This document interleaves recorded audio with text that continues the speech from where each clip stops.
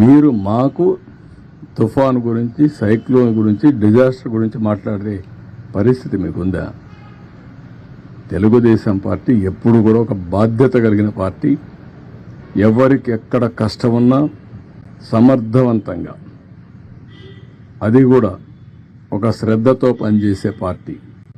పేదవాడికి ఎక్కడా ఇబ్బంది లేకుండా చేయడం కోసం అన్ని విధాల ప్రయత్నం చేసే పార్టీ. దాన్ని వెకిలి చేసి మాట్లాడడం, లేకపోతే వీళ్ళ యొక్క క్రిమినల్ నేచర్, ఆ క్రిమినల్ నేచర్తో ఏం చేస్తారో తెలియదు మనకు. వాళ్లే నేరాలు చేసి ఆ నేరాలు వేరే వాళ్ళపైన వేసి తద్వారా రాజకీయ లబ్ధి పొందాలని ప్రయత్నం చేస్తారు.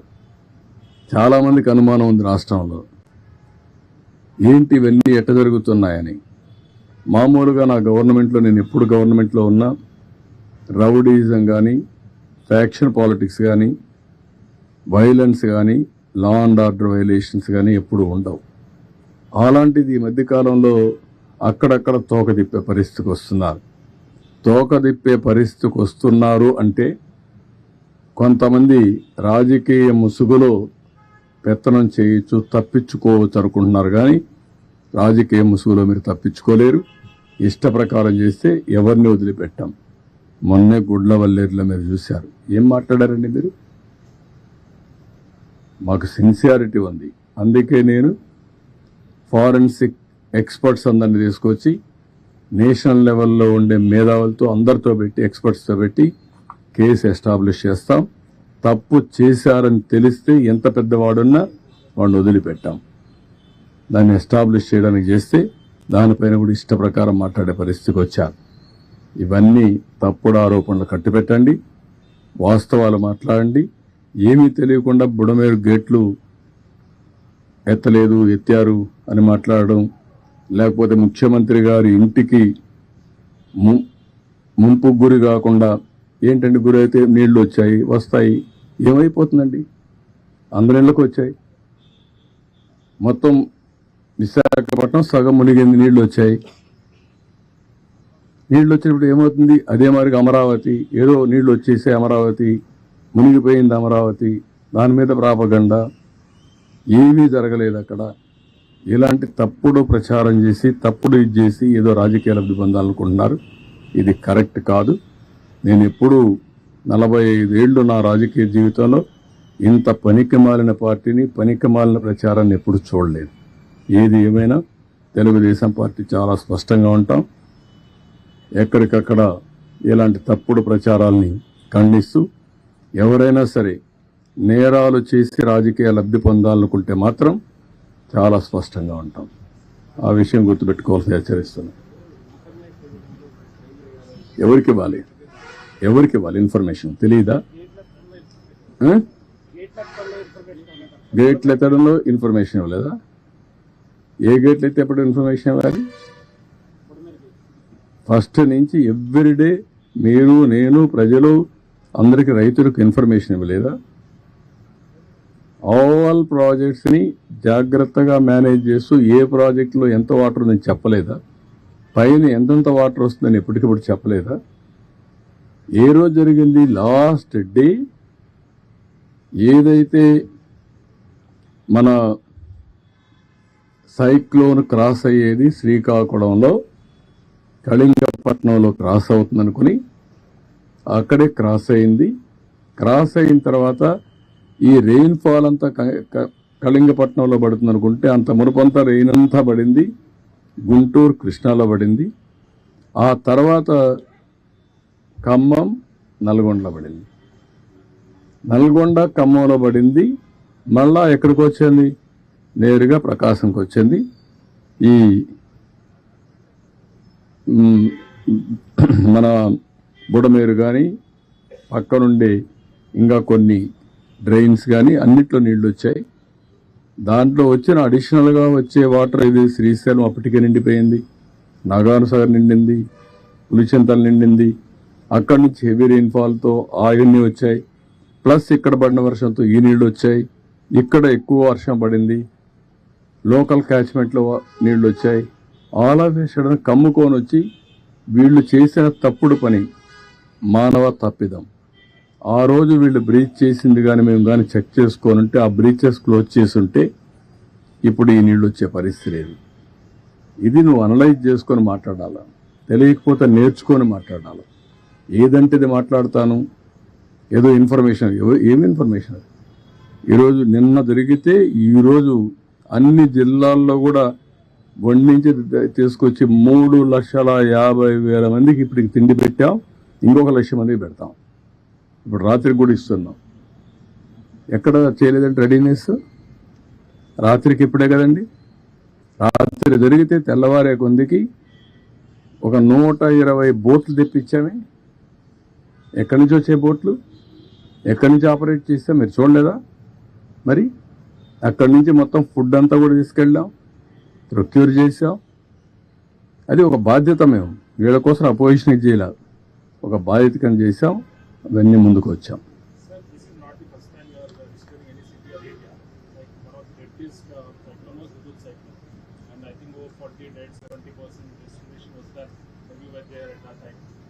What is the initial assessment? Are you going to request any funds from the center?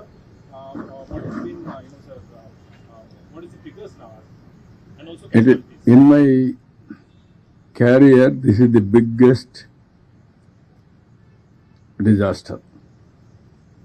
Never in the past we had some events, either Hudhud, hurricane, Titli, but compared to that, here human suffering, property loss is the biggest. We are requesting Government of India to declare as national calamity. We will send all the reports to them. We will request Government of India to give some funds liberally to complete all these things, and also how to recover loss for the people. any figures, sir? Tomorrow, day after tomorrow, I will give you. Even there is a huge loss of crop, and also some more assets, even private assets and public assets. All these things will estimate. We'll send it to Government of India at the earliest. That's why first I reported to Home Minister. I seek his assistance, and also I requested PM. He also responded positively. Both I have briefed them. Next step is we request them to help us.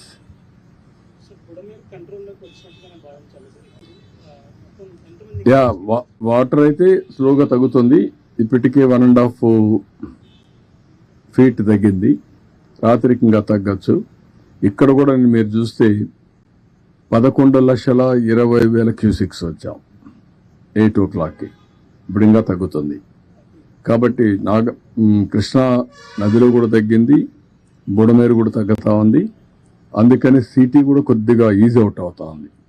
రేపు ఎల్లుండికి ఈ సింగ్ నగర్ కానీ పరిసరాల్లో కానీ నీళ్లు బాగా తగ్గితే easy out అయిపోతుంది. We're working on that.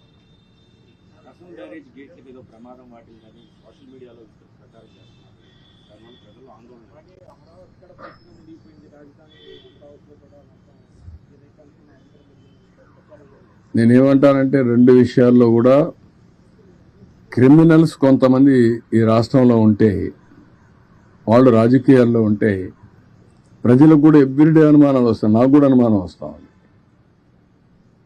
2 బోట్లు వచ్చే చూశాను. ఎక్కడి నుంచి వచ్చే తెలియదు. వచ్చి నేరుగా ప్రకాశం బ్యారేజ్ ఢీకొన్నాయి. ఆ ప్రవాహంలో ఒక విధంగా ఆలోచిస్తే అది ప్రమాదమే. కానీ అది ఎక్కడ హిట్ చేయాలని అక్కడ హిట్ చేయకుండా వేరే ప్రాంతంలో హిట్ చేసింది కాబట్టి కొంతవరకు సేఫ్ అయింది. ఇప్పుడు దాన్ని కన్నయ్య నాటి ఈరోజు చూశాడు. ఏ విధంగా చేయాలి, ఎట్లా సేఫ్టీ ఆఫ్ ది ప్రాజెక్ట్ కాపాడుకోవాలనో కాపాడుకునే పరిస్థితి వస్తుంది. ఇప్పుడు చాలామంది దాని మీద దీంట్లో కూడా కుట్ర ఉందని అనుమానించే పరిస్థితికి వచ్చారు. ప్రైమా ఫేసి నేను ఆలోచించలేదు, కానీ ఒకసారి వివేకానంద రెడ్డి మర్డర్ చేసి గుండెపోటని చెప్పగలిగిన వాళ్ళు ఇలాంటివి కూడా చేయొచ్చేమో. వి కెనాట్ ఇది. ఈరోజు రేపల్లి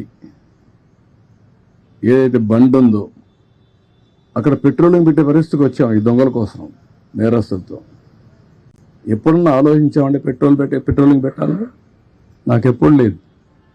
1-2 సార్లు పెట్రోలింగ్ ఎందుకు పెట్టానంటే, నాగార్జున సాగర్ లెఫ్ట్ మెయిన్ కెనాల్లో రైతులు నీళ్లు రానియకుండా ఉంటే సమైక్య ఆంధ్రప్రదేశ్లో ముఖ్యమంత్రిగా చివరి భూములకు నీళ్లు తేవడానికి పెట్రోలింగ్ పెట్టి డిఎస్పీని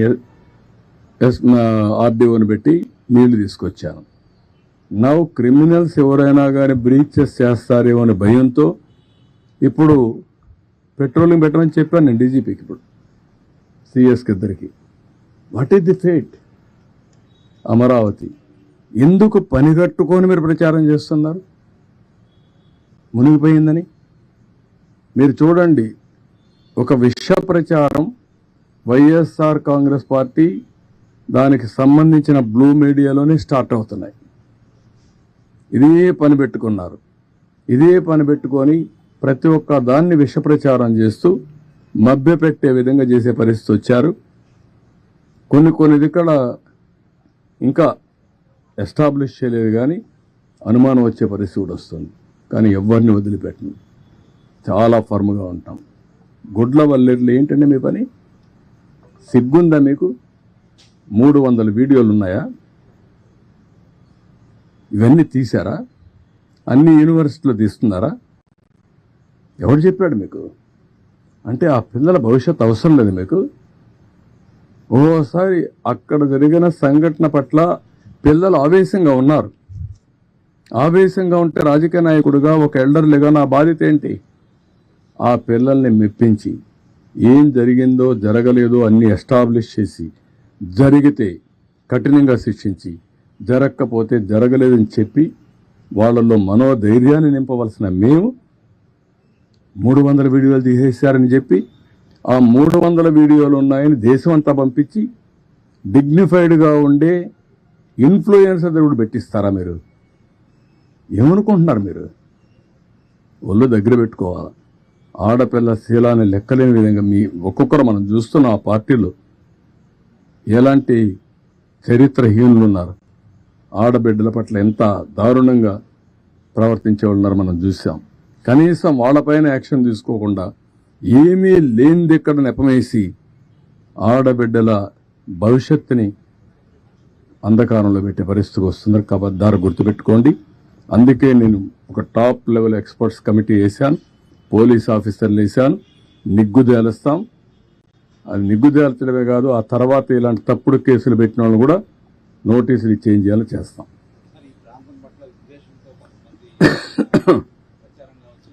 ఈ ప్రాంతం పట్లే కాదు, వాళ్ళ రాజకీయ భవిష్యత్తు కోసం. అందుకే చెప్పాను, ఇక్కడ ఒక భూతం ఉంది, ఈ భూతం ఉన్నంత వరకు అందరూ భయపడతారు రావడానికని. అలాంటి భూతమే అతను, ఆ పార్టీ. ఇది మంచిది కాదు. నీ రాజకీయం కోసం 24 గంటలు ఇదే పని అయితే ప్రజలు ఏ విధంగా హర్షిస్తారండి?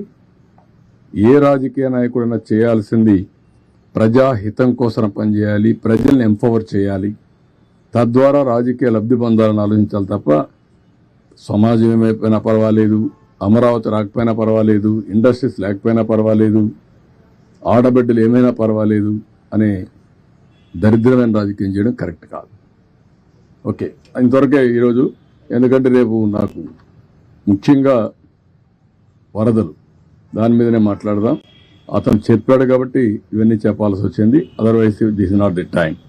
ఇప్పుడే గుత్తికొండ శ్రీనివాస్, ఫ్లారిడా, యుఎస్ఏ ఈ వరదల కోసం సహాయం కోసం 1 కోటి రూపాయలు విరాళం ఇవ్వడానికి వచ్చారు. వారిని మనస్ఫూర్తిగా అభినందిస్తున్నా, ధన్యవాదాలు తెలియజేస్తున్నా. ఇప్పుడు నేను శ్రీనివాస్ గారిని ఒక ఆదర్శంగా తీసుకుని రాష్ట్రంలో, దేశంలో ఉండే ప్రతి ఒక్కరిని కోరుతున్నా, ఇది ఒక మంచి కాస్. ఇది ఇక్కడుండే వరద బాధితుల్ని పూర్తిగా ఆదుకోవాల్సిన అవసరం ఉంది. ఇది అందరి బాధ్యత. మేము మా బాధ్యత నెరవేరుస్తాం. ప్రభుత్వం చేయాల్సిన పనులని చేస్తాం. ప్రతి ఒక్కరిని రిక్వెస్ట్ చేసేది, మీరు కూడా ముందుకు రండి. మీకు తోచిన విధంగా మీరు కూడా సహకరించి ఏ విధంగా ఈ వరద బాధితులను ఆదుకోగలుగుతామో ఆదుకునే కోసం ముందుకు రావాల్సిందిగా ప్రతి ఒక్కరికి విజ్ఞప్తి చేస్తున్నాం. ఓకే.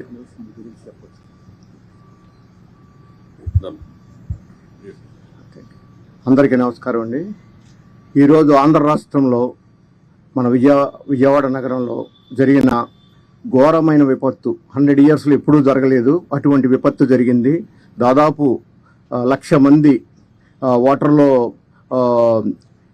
ఇరుక్కుపోయి ఉన్నారు. అందరినీ కూడా బయటికి తీసుకురావడానికి మన గౌరవనీయ ముఖ్యమంత్రి నారా చంద్రబాబు నాయుడు గారు అహర్నిశలో కృషి చేసి ఇప్పుడు టైం 11:30 అయింది. ఇప్పుడు కూడా ఇక్కడే ఉండి ప్రెస్ మీట్ పెట్టి కలెక్టర్ గారి ఆవరణలో ఆయన డే అండ్ నైట్ వర్క్ చేస్తున్నారు. ఎస్టర్డే నేను 3 o'clock వరకు ఆయన పడుకోలేదు. మళ్ళీ మార్నింగ్ 5 o'clockకే లేచి ప్రెస్ మీట్ పెట్టి మంత్రులకి అంతా కూడా కాల్స్ అరేంజ్ చేసి డే అండ్ నైట్ కూడా ఆయన ఎంతో కృషి చేస్తున్నారు. ఆయన మన రాష్ట్రానికి ఒక విజనరీ లీడరే కాదు, క్రైసిస్ వచ్చినప్పుడు ఎట్టా హ్యాండిల్ చేయాలి, క్రైసిస్ మేనేజ్మెంటు ఆయనకి తెలిసినంత విధంగా దేశంలో ఏ లీడర్కి కూడా తెలవదని నా అపారమైన నమ్మకము, విశ్వాసము. మీరందరం కూడా మనం ఎంతో డబ్బు సంపాదించవచ్చు, కానీ ఆ డబ్బు ప్రాపర్గా యూటిలైజ్ చేసినప్పుడే దానికి సార్థకత వస్తుంది. అదే నేను నమ్ముతాను. తిత్లీ తుఫాన్లో కానీ హుదూద్ తుఫాన్లో కానీ నేను నా వంతు కృషి కూడా ఎంతో చేశాను. ఈరోజు కూడా ఎస్టర్డే యాక్చువల్గా నేను యుఎస్ వెళ్ళాలి. ఇది జరిగిన ఇన్సిడెంట్ చూసి ఫ్లైట్ క్యాన్సిల్ చేసుకుని బ్యాక్ వచ్చి ముఖ్యమంత్రి గారు 74 ఇయర్స్లో అంత కష్టపడి చేస్తున్నప్పుడు నా వంతు కృషి సారికి అందించాలి అనే తపనతో నేను హైదరాబాద్ నుంచి ఫ్లైట్ క్యాన్సిల్ చేసుకుని బ్యాక్ వచ్చి ఈ రోజున ఈ సహాయం ఇవ్వడం జరిగింది. ముఖ్యమంత్రి గారు చాలా ధన్యవాదాలండి. మీకు చాలా బాగా చేస్తున్నారు. వీఆర్ ఆల్ బిహైండ్ యూ అండి. Thank you for our great support to Andhra Pradesh. Thank you. Guttikonda Srinivas అన్ని మంచి పనులు చేస్తూ ఉంటాడు. కాణిపాకం టెంపుల్ కూడా ఎంత ఖర్చు పెట్టారు?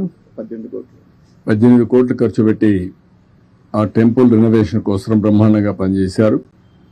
ఇప్పుడు ఆ టెంపుల్ కూడా మంచి గుర్తింపు వచ్చింది. ఒక పక్క రిలీజియస్ స్పిరిచువల్ యాక్టివిటీసే కాకుండా ఎక్కడన్నా ఇలాంటి అవకాశాలు వచ్చినప్పుడు అందరికంటే ముందుంటున్నారు. వారిని మనస్ఫూర్తిగా ప్రభుత్వం తరపున అభినందిస్తున్నాం.